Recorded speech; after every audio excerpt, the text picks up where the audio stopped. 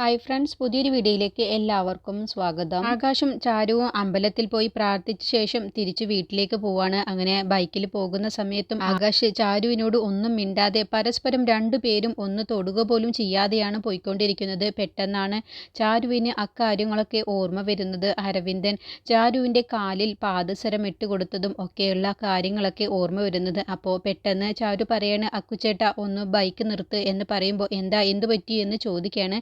ഒന്ന് സൈഡാക്ക് എന്ന് പറയട്ടോ. അങ്ങനെ ബൈക്ക് സൈഡാക്കിയ ശേഷം എന്താണെന്ന് ചോദിക്കുമ്പോൾ എൻ്റെ ഈ കാലിലുള്ള പാദസരം എന്ന് പറഞ്ഞ് ആ പാദസരം അങ്ങ് ഊരിയെടുക്കുകയാണ്. എന്നിട്ട് പറയണ, ഇത് അമ്പലത്തിൽ ഉപേക്ഷിക്കാൻ ഞാൻ മറന്നു. ഇതൊരാൾക്ക് ദാനം ചെയ്യാൻ പോലും പറ്റില്ല. കാരണം ഇത് നല്ല ഉദ്ദേശത്തോടെയല്ല അരവിന്ദൻ ചേട്ടൻ എൻ്റെ കാലിൽ കെട്ടിത്തന്നത്. അതുകൊണ്ട് ഇത് മറ്റൊരാൾക്ക് കൊടുത്താൽ അവർക്ക് ആ പാപങ്ങളൊക്കെ ചെന്ന് ചേരും. അതുകൊണ്ട് എനിക്കിത് അമ്പലത്തിൽ തന്നെ ഉപേക്ഷിക്കണം. അതുകൊണ്ട് ഒന്നുകൂടി അമ്പലത്തിലേക്ക് പോവാലോ എന്ന് പറയുമ്പോൾ അതിന് ഇത് അരവിന്ദൻ ചേട്ടൻ വാങ്ങിയതല്ല എന്ന് പറയുമ്പോൾ ആര് പിന്നെ വാങ്ങിയതാണ്? ഇത് അരവിന്ദൻ ചേട്ടൻ വാങ്ങിയതല്ല, ഇത് അനുവിൻ്റെയാണ്, അനുവിൻ്റെ പാദസരമാണ്, അതാണ് നിനക്കന്ന് കൊണ്ടു തന്നത് എന്ന് പറയുമ്പോൾ അക്കാര്യങ്ങളൊക്കെ ഓർമ്മ വരികയാണ് കേട്ടോ. ചാരു അപ്പം അതിങ്ങനെ ആലോചിക്കുകയാണ്. അരവിന്ദൻ കാലിൽ പാദസരം കൊടുക്കുന്നതും പാദസരം കാലിലിട്ട് കൊടുക്കുന്നതും അങ്ങനെയുള്ള കാര്യങ്ങളൊക്കെ ആ സമയം ചാരു ആലോചിക്കുകയാണ്. അപ്പോൾ അതെല്ലാം തന്നെ ഒരു അഭിനയമായിരുന്നു എന്നുള്ള കാര്യം ചാരുവിന് മനസ്സിലാകുമ്പോൾ വല്ലാത്തൊരു വിഷമം വരികയാണ്. അരവിന്ദൻ ചേട്ടൻ അറിഞ്ഞുകൊണ്ട് എന്നെ ചതിച്ചതല്ലേ, അതുകൊണ്ട് എനിക്ക് ഈ പാദസരം ഇനി ഇടാൻ കഴിയില്ല എന്ന് പറയണം. അപ്പോൾ ഇത് ഉപേക്ഷിക്കണം, അത് അമ്പലത്തിൽ തന്നെ ഉപേക്ഷിക്കണം എന്ന് പറഞ്ഞ സമയത്ത് ആകാശ് പറയണ, അതിന് അരവിന്ദൻ ചേട്ടൻ വാങ്ങാത്തത് കൊണ്ട് തന്നെ ഇത് നീ അമ്പലത്തിൽ ഉപേക്ഷിക്കുകയൊന്നും വേണ്ട, ഇത് അനുവിൻ്റെ പാൽസരമാണ്, അവൾക്ക് തന്നെ ഇത് തിരിച്ചു കൊടുത്താൽ മതി എന്ന് പറയട്ടോ. അങ്ങനെ രണ്ടുപേരും വീണ്ടും ബൈക്കിൽ കയറി വീട്ടിലേക്ക് പോവുകയാണ്. ഈ സമയം ബാലൻ ഒരു ഫോട്ടോ ഫ്രെയിം ചെയ്യാൻ വേണ്ടി കൊടുത്തിട്ടുണ്ടാവും. അപ്പോൾ അയാൾ അവിടേക്ക് വരികയാണ്, വീട്ടിലേക്ക് വരികയാണ്. അപ്പോൾ അശ്വതി ചോദിക്കുകയാണ് ഇതെന്താണെന്ന് ചോദിക്കുമ്പോൾ അയാൾ പറയണേ, ഇവിടുത്തെ ബാലമാഷ് തന്നതാണ്, ഈ ഫോട്ടോ ഫ്രെയിം ചെയ്യണമെന്ന് പറഞ്ഞു തന്നതാണ്, അതാണ് ഇത് എന്ന് പറയട്ടോ. അപ്പോൾ രമേശൻ പറയണേ, അത് മറ്റൊന്നും ആയിരിക്കില്ല, ഇത് ആകാശിൻ്റെയും ചാരുവിൻ്റെയും ഫോട്ടോ ആവും, കല്യാണ ഫോട്ടോ ആവും, അതായിരിക്കും ഫ്രെയിം ചെയ്തിട്ടുള്ളത്. നമ്മളുടെ ഇത്രയും കല്യാണം കഴിഞ്ഞിട്ട് ഇത്രയും വർഷമായിട്ട് നമ്മളുടെ രണ്ടുപേരുടെയും ഇതുപോലെ ഒന്ന് ഫ്രെയിം ചെയ്തിട്ടില്ല, നമുക്ക് ഇനി ഇതുപോലെ ചെയ്യണം എന്നൊക്കെ രമേശൻ പറയണേ. അപ്പോഴത്തേക്കും ബാലനൊക്കെ അകത്ത് നിന്ന് വരിക കേട്ടോ. എന്നിട്ട് ബാലൻ പറയണ, ഇത് നല്ലൊരു സ്ഥലത്ത് തന്നെ വെക്കണം, ഇത് എവിടെയാണ് വെക്കേണ്ടത് എന്ന് ഗോവിന്ദൻ ചോദിക്കുമ്പോൾ ഇത് ഈ കയറി വരുന്ന ഈ ഭാഗത്ത് തന്നെ വെക്കണം, എല്ലാവരും കാണുക തന്നെ ഈ ഭാഗത്താണ് ഈ ഫ്രെയിം ചെയ്ത ഫോട്ടോ വെക്കേണ്ടത് എന്ന് പറയട്ടെ. അപ്പോൾ അത് പൊതിഞ്ഞിട്ടാണ് കൊണ്ടുവന്നിട്ടുണ്ടാവുക. അപ്പോഴൊന്നും ആ പൊതി അഴിച്ചു നോക്കിയിട്ടൊന്നും ഇല്ല കേട്ടോ. അപ്പോഴാണ് അവിടേക്ക് ചാരുവും ആകാശം കൂടി വരുന്നത്. ചാരുവിനെ കണ്ടപ്പോൾ ബാലൻ പറയണേ, മോളെ നിനക്കൊരു സർപ്രൈസ് തന്നെയാണ് ഇത് എന്ന് പറയണം. അപ്പോൾ ഇതെന്താണ് ബാലമാമേ എന്ന് ചോദിക്കുമ്പോൾ അതൊക്കെ ഉണ്ട്, ഇനി ആദ്യം ഇത് അവിടെ ഒരു ഭാഗത്ത് കൊണ്ടുപോയി കുളത്ത് എന്ന് പറഞ്ഞ ശേഷം നല്ലൊരു ഭാഗത്ത് തന്നെ കാണാൻ, എല്ലാവരും കാണാനുള്ള ആ ഒരു ഭാഗത്ത് തന്നെ ആ ഫോട്ടോ വെക്കുകയാണ്. എന്നിട്ട് ബാലൻ പറയണേ, നീ അതൊന്ന് തുറന്നു നോക്ക്, അതിലെ പൊതിയൊക്കെ ഒന്ന് അഴിച്ചു നോക്ക്, അപ്പോൾ അറിയാം.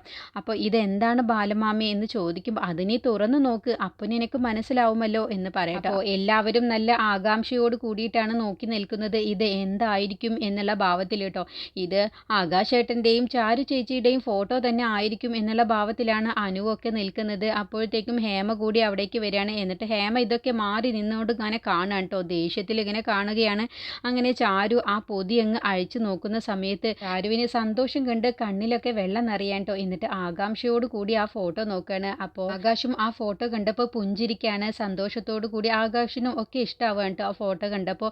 അപ്പോൾ അശ്വതിയും അനുവും എല്ലാവരും രമേശനും എല്ലാവരും നല്ല പുഞ്ചിരിയോട് കൂടി സന്തോഷത്തോടു കൂടിയാണ് ആ ഫോട്ടോ നോക്കുന്നത്. എന്നിട്ട് ചാരു കെട്ടിപ്പിടിക്കുകയാണ്, ബാലനെ ഓടിച്ചെന്നിട്ട് കെട്ടിപ്പിടിക്കുകയാണ്. ബാലമാമയെ ഒരുപാട് നന്ദിയുണ്ട് എന്ന് പറഞ്ഞിട്ട്. അപ്പോൾ ആ ഫോട്ടോയിലുള്ളത് ചാരുവിൻ്റെ അമ്മയുടെ ഫോട്ടോയാണ്. ആ ഫോട്ടോ ഹേമ നശിപ്പിച്ചത് കൊണ്ട് വലിയൊരു ഫോട്ടോ തന്നെയാണ് ഫ്രെയിം ചെയ്ത് കൊണ്ടുവന്നിട്ടുള്ളത്. അതോടുകൂടി ചാരുവിൻ്റെ അമ്മയെ കണ്ടതോടുകൂടി ഹേമയ്ക്ക് അങ്ങ് ദേഷ്യം പിടിക്കുകയാണ്. അങ്ങനെ ഹേമ പറയാണ്, വീണ്ടും കൊണ്ടുവന്നു ഈ അപശകുനത്തെ, ഈ വീട്ടിൽ നിന്നും ഒഴിഞ്ഞു പോയതായിരുന്നു, ഇനിയിപ്പോൾ വീണ്ടും ഇവിടെ കൊണ്ടുവന്ന് വെക്കാനാണോ നിങ്ങൾ ഉദ്ദേശിച്ചത് എന്ന് പറഞ്ഞ് ഒരുപാട് അങ്ങ് ദേഷ്യപ്പെട്ട് സംസാരിക്കുകയാണ് ഹേമ. ഇതെന്തായാലും ഇവിടെ വെക്കാൻ ഞാൻ സമ്മതിക്കില്ല, പോരാത്തതിന് ഇനിയിപ്പോൾ വേറൊരു ശല്യം കൂടി ഈ വീട്ടിലുള്ളതാണ്, അതിൻ്റെ പുറമെ ഇനിയിപ്പോൾ ഫോട്ടോ കൂടിയാണ് വേണ്ടുള്ളൂ. ഇത് എന്ന് ഇവിടെ നിന്നും ഇറങ്ങിപ്പോയോ അന്നാണ് എനിക്കൊരു സന്തോഷവും സമാധാനവും കിട്ടിയത്, ഇനിയിപ്പോൾ അതിന് പകരം ഇനിയിപ്പോൾ ഫോട്ടോ കൂടി ഇവിടേക്ക് കൊണ്ടുവന്നു എന്നൊക്കെ പറഞ്ഞ് ഒരുപാട് മോശമായി സംസാരിക്കുകയാണ് ഹേമ. ഈ ഫോട്ടോ ഞാൻ നശിപ്പിച്ചിരിക്കും എന്ന് പറയുമ്പോൾ ബാലൻ പറയണേ, ഈ ഫോട്ടോ ഇനി തൊട്ടുപോവില്ല. ഇത് നീ തൊട്ടുപോയാൽ, നീ ഇത് നശിപ്പിച്ചിട്ടുണ്ടെങ്കിൽ ഈ വീട് മൊത്തം ഇതുപോലുള്ള ഒരുപാട് ഫോട്ടോകൾ ഞാൻ ഫ്രെയിം ചെയ്ത് കൊണ്ടുവന്നിരിക്കും. നിന്നെക്കൊണ്ട് ഒന്നും ചെയ്യാൻ കഴിയില്ല. ഈ ഫോട്ടോ നശിപ്പിക്കാനെങ്ങാനും നീ നോക്കിയിട്ടുണ്ടെങ്കിൽ നിന്റെ സ്ഥാനം പിന്നെ ഈ വീടിൻ്റെ പടിക്ക് പുറത്തായിരിക്കും. പിശാചിന് ദൈവത്തെ കാണുമ്പോൾ ഉണ്ടാകുന്ന ആ ഒരു കലിപ്പുണ്ടല്ലോ നിനക്ക്, അത് നീ അങ്ങ് മാറ്റി വെച്ചേക്ക് എന്ന് പറഞ്ഞ് ബാലനും ഒരുപാട് ഹേമയെ പറയുന്നുണ്ട്. നിനക്ക് ഈ ഫോട്ടോ കാണാൻ കഴിയുന്നില്ലെങ്കിൽ നീ റൂമിൽ തന്നെ അടച്ചു പൂട്ടി ഇരുന്നേക്ക്, അപ്പോൾ പിന്നെ നിനക്ക് ഈ ഫോട്ടോ കാണേണ്ടി വരില്ലല്ലോ. അപ്പോൾ ഒരുപാട് ബാലൻ ഇങ്ങനെ ഹേമയെ പറയുന്ന സമയത്ത് ചാരു പറയണം, മതി ബാലമാമേ ഇങ്ങനെ പറഞ്ഞത്, ഇത് എപ്പോഴും അമ്മായി പറയുന്ന വാക്കുകളല്ലേ എന്ന് പറഞ്ഞപ്പോൾ ഹേമ പറയണേ, അപ്പോൾ നീ എന്താടി പറഞ്ഞു വരുന്നത്, എനിക്ക് ഭ്രാന്താണെന്നാണോ? അയ്യോ, ഞാൻ അങ്ങനെ അർത്ഥത്തിൽ ഉദ്ദേശിച്ച് പറഞ്ഞതല്ല, ഇവിടെ ഇനി ഒരു പ്രശ്നം ഉണ്ടാവണ്ട എന്ന് കരുതി പറഞ്ഞതാണ് എന്ന് തൊഴുതുകൊണ്ട് പറയട്ടോ. അപ്പോൾ നീ ഇവിടേക്ക് വന്നില്ലേ, ഇതിൽ കൂടുതൽ എന്ത് പ്രശ്നമാണ് ഇനി ഇവിടെ ഉണ്ടാവാനുള്ളത്? നീയൊക്കെ കൂടി അഭിനയിച്ചുകൊണ്ടല്ലേ ഇവിടേക്ക് കയറി വന്നിരിക്കുന്നത്. ഇവിടെ എന്തൊക്കെ കൂത്താട്ടങ്ങളാണാവോ നടക്കാൻ പോകുന്നത് എന്ന് പറഞ്ഞ് ദേഷ്യത്തിൽ രാഗിയിട്ടാണ് അകത്തേക്ക് പോകുന്നത്. അപ്പോൾ വിഷമിച്ച് നിൽക്കുന്ന ചാരുവിനോട് ബാലൻ പറയാണ്, മോൾ ഇതൊന്നും കണ്ട് വിഷമിക്കേണ്ട, അവള് പറയുന്നതൊന്നും നീ കാര്യമാക്കണ്ട, അമ്പലത്തിൽ നിന്ന് പോയി വന്നതല്ലേ, നീ റൂമിലേക്ക് പോയിക്കോ എന്ന് പറയട്ടെ. അപ്പോൾ ചാരുവിൻ്റെ കയ്യിലുള്ള ആ പാദസരം അനുവിൻ്റെ കയ്യിലേക്ക് വെച്ച് കൊടുക്കുകയാണ്. എന്നിട്ട് പറയണ, ഇത് നിന്റെ പാദസരമല്ലേ എന്ന് ചോദിക്കുമ്പോൾ അനു പറയണ, അതെ ഇത് എൻ്റേതാണ്, അരവിന്ദേട്ടൻ എൻ്റെ കയ്യിൽ നിന്ന് വാങ്ങിച്ചിട്ട് പോയതാണ്. അപ്പോൾ ചാരു പറയണ, അരവിന്ദേട്ടൻ നിന്റെ കയ്യിൽ നിന്ന് വാങ്ങിയിട്ട് എനിക്ക് കള്ളം പറഞ്ഞ് എൻ്റെ അടുത്ത് കൊണ്ടുവന്നതാണ് ഈ പാദസരം, കള്ളം പറഞ്ഞ് എൻ്റെ അടുത്ത് കൊണ്ടുവന്ന ഈ സാധനം എനിക്ക് വേണ്ട, അത് നിന്റെ കയ്യിൽ തന്നെ ഇരുന്നോട്ടെ എന്ന് പറഞ്ഞു പോവാണ് കേട്ടോ. അപ്പോൾ ബാലൻ ഇത് കാണുന്ന സമയത്ത് ഇത് എപ്പോൾ സംഭവിച്ചു എന്നുള്ള ഭാവത്തിലാണ് ബാലൻ നോക്കുന്നത്. എന്നിട്ട് എല്ലാവരും പോയി കഴിഞ്ഞ ശേഷം ബാലൻ ഇങ്ങനെ ആലോചിക്കുകയാണ്. എന്നിട്ട് ആകാശിനെ വിളിക്കുകയാണ് കേട്ടോ. ആകാശ് ഇവിടെ വാ എന്ന് പറഞ്ഞ് വിളിക്കുകയാണ്. അപ്പോൾ ആകാശിനോടൊപ്പം അനു കൂടി വരികയാണ്. അപ്പോൾ ആകാശിനോട് ചോദിക്കുകയാണ്, അല്ല അന്ന് ചാരുവിന് ആ പാദസരം അരവിന്ദ് കൊണ്ടു കൊടുക്കുന്ന സമയത്ത് സന്തോഷത്തോടു കൂടിയാണ് കൊടുത്തത് എന്നല്ലേ നീ എന്നോട് പറഞ്ഞത്? അതെ അച്ഛാ, ചാരുവിനോടുള്ള സ്നേഹം കൊണ്ടാണ് കൊടുക്കുന്നത് എന്നുള്ളതാണ് ഞാൻ കരുതിയത്, പക്ഷെ ഇങ്ങനെ അഭിനയിച്ചുകൊണ്ടാണ് കൊടുക്കുന്നത് എന്നുള്ളത് എനിക്കറിയില്ലായിരുന്നു അച്ഛാ. അപ്പോൾ അനുവിനോട് ചോദിക്കണം, അല്ല നിന്റെ കയ്യിലുണ്ടായിരുന്ന പാദസരം എങ്ങനെയാണ് അരവിന്ദിന്റെ അടുത്ത് എത്തിയത്? അത് പിന്നെ അമ്മയുടെ അടുത്തായിരുന്നു എൻ്റെ പാദസരം. അപ്പോൾ ഇത് കേട്ടിട്ടാണ് ഹേമ അവിടേക്ക് വരുന്നത്. അപ്പോൾ അനു പറയാണ്, അമ്മയുടെ കയ്യിലായിരുന്നു എൻ്റെ പാദസരം, ചേച്ചിക്ക് കൊടുക്കാനാണെന്ന് പറഞ്ഞിട്ടാണ് അമ്മയുടെ കയ്യിൽ നിന്നും അരവിന്ദേട്ടൻ ആ പാദസരം വാങ്ങിച്ചത്. അപ്പോൾ ഞാനത് അരവിന്ദേട്ടന് കൊടുക്കാൻ സമ്മതിച്ചില്ല, ഞാനതിന് പ്രശ്നമുണ്ടാക്കി. അപ്പോൾ അമ്മയാണ് എന്നോട് പറഞ്ഞത്, നീ ഇപ്പോൾ ആ പാദസരം അരവിന്ദന് കൊടുക്ക്, ഞാൻ എനിക്ക് സ്വർണത്തിൻ്റെ പാദസരം വാങ്ങിച്ചു തരാമെന്ന്. അപ്പോൾ ബാലൻ പറയണേ, അത് ശരി, അപ്പോൾ നല്ല പ്ലാനോട് കൂടി തന്നെയാണ് അമ്മയും മോനും കൂടി ഓരോന്നും ചെയ്തിട്ടുള്ളത്. അപ്പോൾ ഞാൻ ഇതുവരെയും പാമ്പിനാണ് പാലൂട്ടി വളർത്തിയത്, അതിൽ ഒരു പാമ്പ് ഇപ്പോൾ എന്നെ കൊത്തിയിട്ട് പോയി, ഇനിയിപ്പോൾ മറ്റൊരു പാമ്പ് ഇവിടെ തന്നെ ഉണ്ട്, വിഷം ചീറ്റി എന്നെ എപ്പോഴാണ് കൊത്തേണ്ടത് എന്നുള്ളത് തക്കം പാത്ത് നടക്കുന്നു. പക്ഷേ ഈ ബാലമാഷിനെ ഒരു പാമ്പിനും കൊത്തിയിട്ടും കാര്യമില്ല, ഈ ബാലമാഷിൻ്റെ ദേഹത്ത് ഒരു വിഷവും ഏൽക്കില്ല, കാരണം എൻ്റെ ചാരുവിൻ്റെ സ്നേഹവും എൻ്റെ മകൻ ആകാശിൻ്റെ കരുതലും എന്നോടൊപ്പമുണ്ട്, അതുകൊണ്ട് ഒരു പാമ്പിനും എന്നെ അത്ര പെട്ടെന്നൊന്നും കൊത്താനൊന്നും കഴിയില്ല എന്ന് പറഞ്ഞുകൊണ്ടാണ് ബാലൻ അവിടെ നിന്ന് പോകുന്നത്.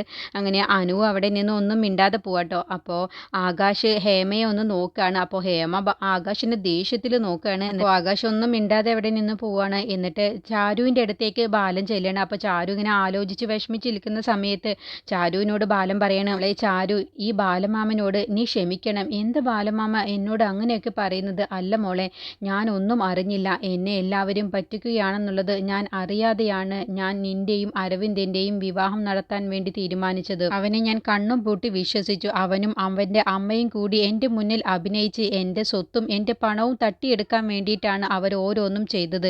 ഞാനത് കണ്ണും പൂട്ടി വിശ്വസിച്ചു. നിന്നെ ആത്മാർത്ഥമായിട്ടാണ് സ്നേഹിക്കുന്നത് എന്നാണ് ഞാൻ കരുതിയത്, പക്ഷേ എല്ലാം സ്വത്തിന് വേണ്ടിയിട്ടാണെന്നുള്ളത് ഇപ്പോഴാണ് എനിക്ക് മനസ്സിലായത്.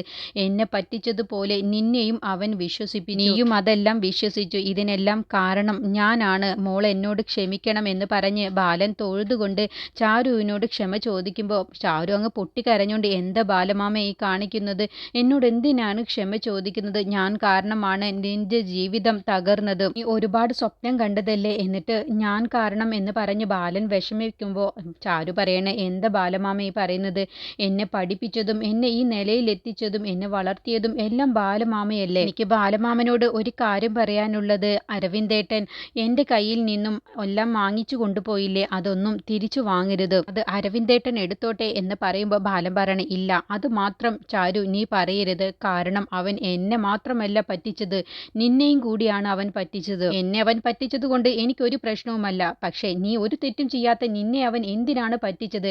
എന്നോട് അവൻ ചെയ്തതെല്ലാം തന്നെ എനിക്ക് ഒരു കുഴപ്പവുമില്ല. ഞാൻ അവൻ്റെ അച്ഛനായതുകൊണ്ട് എനിക്ക് ഈ ശിക്ഷ അനുഭവിക്കണം. പക്ഷേ അതുപോലെയല്ല മോളെ നീ. അതുകൊണ്ട് നീ ഒരിക്കലും അരവിന്ദന് വേണ്ടി നീ എന്നോട് സംസാരിക്കരുത്. അത് ഞാൻ ഒരിക്കലും വിട്ടുതരില്ല എന്ന് പറഞ്ഞിട്ടാണ് അരവിന്ദനോടുള്ള ആ ദേഷ്യം ബാലൻ പ്രകടിപ്പിച്ചിട്ടാണ് പോകുന്നത്. അപ്പോൾ ചാരു വേണ്ട മാമ എന്ന് പറയുമ്പോഴും അത് കേൾക്കാൻ കൂട്ടാക്കാതെ ദേഷ്യത്തിൽ പോവാണ്.